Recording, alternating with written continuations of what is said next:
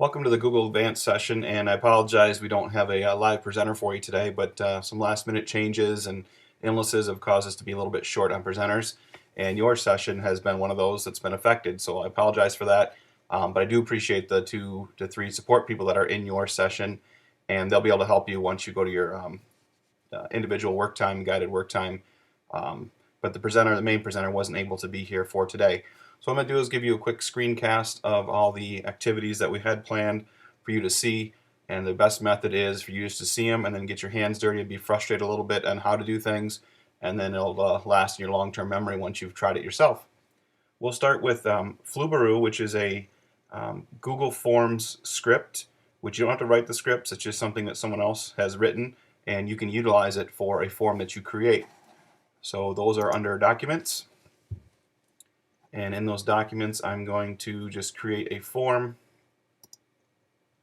Actually, I'm going to use a form to save time. Since you're in the advanced session, I'm assuming you know how to make a form. And I should have one here. Let me see what it looks like there.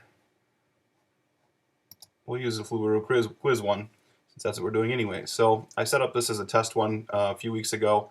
And as you can see, I made 3 responses that were just fake responses. And now I want to grade this form. So after it's graded, and I want to insert a script on this, I'm going to go Insert, and then Script. And it comes up to the script gallery, and this is just a bunch of different scripts that people have written that we can utilize under Education.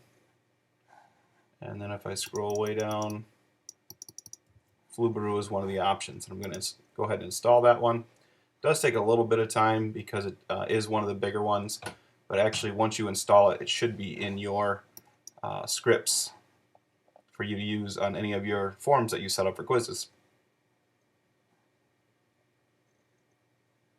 Sorry about the time that it takes. There it says it's installed, and you can notice up here it did install it into the menu bar for this now. So the next thing we're going to do is we want to actually apply the Flubaroo, which is a weird name, but we're going to grade the assignment, which the kids have already entered their responses, and I've already done it once in this, so it gives me that warning, but I do want to run it again. So go ahead and grade it, and this will replace the existing grades, which is fine because I'm doing it a second time for this video, and it's going to ask me a couple questions first when I go through this. It wants to know, is this an actual question? Is this an identifying question like the name? Because it wants to score it. And it's just a drop-down menu for those. And those are worth 1 point each. I hit continue now. It wants to know which one of these 3. And you do have to go in as a teacher and put in an answer key. So the first one I want to use, I want to score it using my answers because I know they're correct, hopefully. And I think I've done that one already, so it doesn't want me to use it. So we'll use the help whiz. And now it just kind of does its magic that somebody else wrote, and I want to view the grades. Since there are only 2 other people that have done it, it shouldn't take too long, but it is nice when you have 150 kids that you need to get data from really quickly. And what it is this sheet down here in the bottom, I actually opened up a second sheet called Grades. Here's the ones where the kids submitted the raw scores from the form you set up, and this is what Flubaroo creates. It gives you a quick summary, gives you the kids' scores, it also allows you to email scores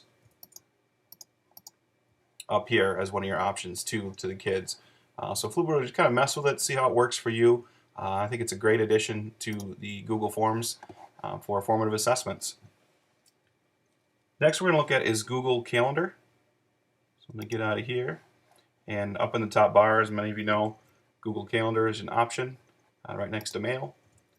And what we want to look at here is attaching events to our Google Calendar, such as for lesson planning and other things like that. So if I look under my calendar, there isn't really anything here. Let's say I wanted to add something for Tuesday the 3rd to my calendar. So I would create an event, and let's just call it a test. And I'm going to edit that event, and under that event I want to add an attachment. So I'm going to add the attachment, and it's going to pick from all of my Google Forms. So let's say I wanted to add this Flubaroo quiz.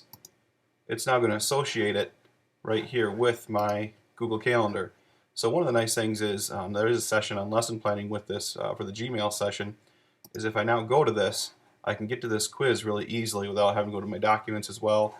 And also you can share your calendar, so kids could get there, or other teachers, your colleagues, so you could do collaborative work there, and one person do this week's quiz, someone do the next. So it's a very handy feature with that. One thing I did forget to mention is you have to make sure you have it turned on.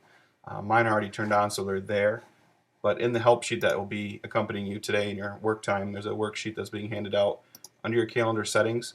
Make sure that you go to the labs and you scroll down to event attachments, which you can see mine is already enabled. You just have to enable that so that it allows you to do that option. Exporting pages. One of the things I've got a lot of questions about is I have pages, documents, or quizzes, and I like to share them through Google Docs on my sites, my websites, or some other way. And you can do that. So I have just my son's basketball schedule here, and it's in Pages. And if you import right to Pages, it's not from Pages to Google Docs. You can't edit it. You can view it, but that's kind of a problem. You want to be able to make changes. So the workaround for that is one of two ways. Copy paste everything and hope that the formatting stays okay, or you can actually also export it, and you export it as a Word file. So make sure you choose the Word file to export. Hit next, and I'm going to go to the next desktop. And then what you do next is over here on Google Docs, you're going to upload a file.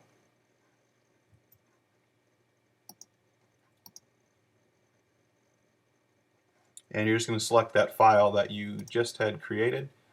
And this is the Pages one. I don't want that. I want this Word one so that it becomes the one that's editable. And it's going to ask you for the settings. I don't usually change those. You'll notice that it's here uploading it. It's not too big of a file, so it shouldn't take too long. And if I open it up now, should be in my documents.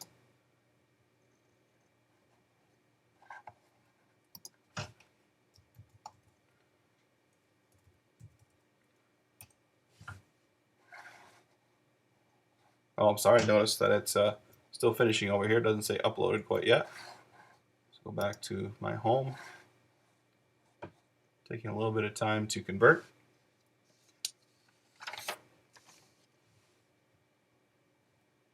While it's doing that, we'll keep an eye on it, but the collections over here, I started getting my too many documents, too many Google Docs out of control here, so I started making collections, things that I have to check every morning now, people requesting technology help in their classroom or different things, those are here. Issues that need to be on my list quite high, get on this list, and I just have to organize things that way. And you just create those just like you would anything else, create a collection, and it just creates a folder similar to what folders are for Pages or our Mac computers or in a Windows computer. And then you can associate things. If I click on here, these three things, I'd want them to go into a certain folder. You just pick that folder that you want it to go to, and then you put it in there. And I'm not going to actually do that because it'll mess up the system I have currently. Well, this one's taken, it says uploaded. It's taking a little bit of time. There's a server error. That's no problem. But what it would is put it in your home section here. Click on it, and since it was uploaded as a .doc and not a .pages, you can edit it just like any other Google Doc at that time. So two ways to work around that. Task list in Gmail for since you're advanced users. We're going to go back to my mail, and you'll see tons of messages I have to catch up from. I had lots of requests for this professional development and questions people had, so I'm going to hopefully respond to all those you'll see pop up. But if some of those come in and I need to add a task to them or add a document, what I can do is go into my Gmail and create a task list of things to do. And you'll notice here on the bottom, it should be there. But I'll click on my task.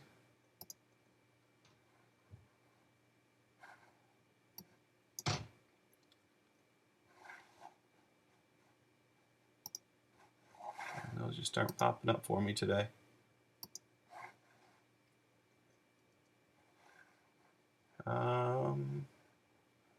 Let's click on this email from Kevin and say I wanted to add this to my task. Well, what I could do,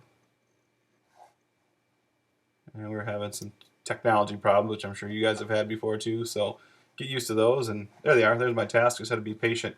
So these are different things I've added for my task that I need to do. And if I want to add this to a task, I don't want to send to a group. Let's do, up here at more, I want to add this to my task. So say Kevin sent me this, I need to add it, and there's a related email. So that's kind of a nice feature. So if I go to my list now, and you'll see over here this little caret or arrow, I can look at the details, and if I was on a different email, I could actually go and click in my task here. It would take me to wherever this was in my email system, and I could find the attached email message. Just kind of a handy feature to save an email for taking care of something later. Flashcard Center, the next one that we're going to look at is, so let's go to flashcard. It's kind of a handy one. The nicest feature is this can be embedded in one of your websites so that you can have kids do some vocab words or some practicing of some important stuff before some sort of an assessment. And these are not the prettiest thing, so they're not great in form, but the function's very, very useful.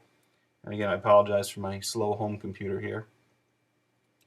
But the Flashcard Center is where you take a spreadsheet, and basically in one column you put the words or an equation, and in the other column you're going to put the answers. And then what you do is you're going to insert a gadget. So in your Google Docs menu, you will insert a gadget. So here's the actual gadget. And this is one that I made just simply, here's the word, here's the number. This would go for all grade levels too.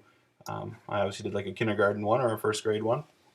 So I would select that these are the words that I would want, and I would insert a gadget up here, which I've already done.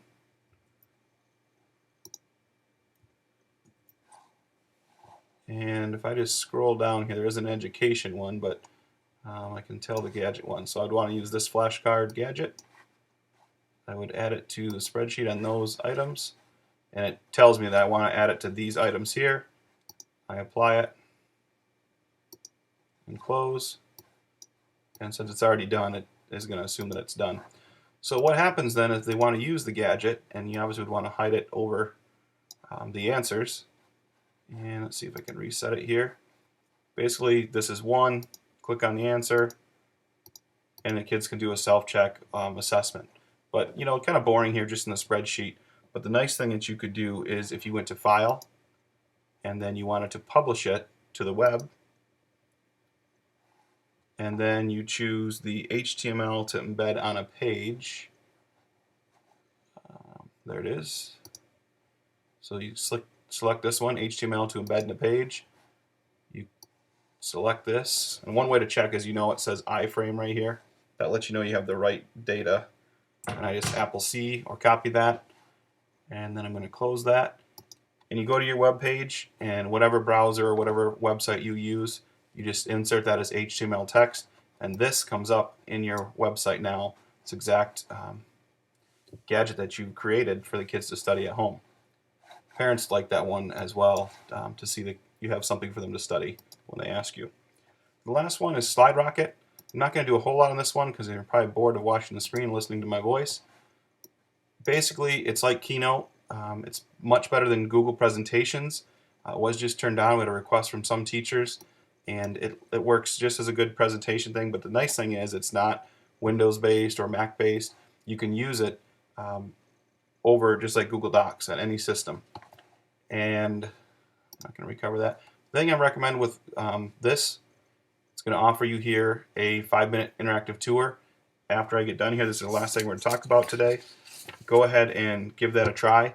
Go through the quick tour, and you'll be up and running in no time, especially if you have the 3 people supporting you today. Good luck, and again, apologize for your live person not being there, but you have very good support people who can help you troubleshoot through any of your problems. Good luck.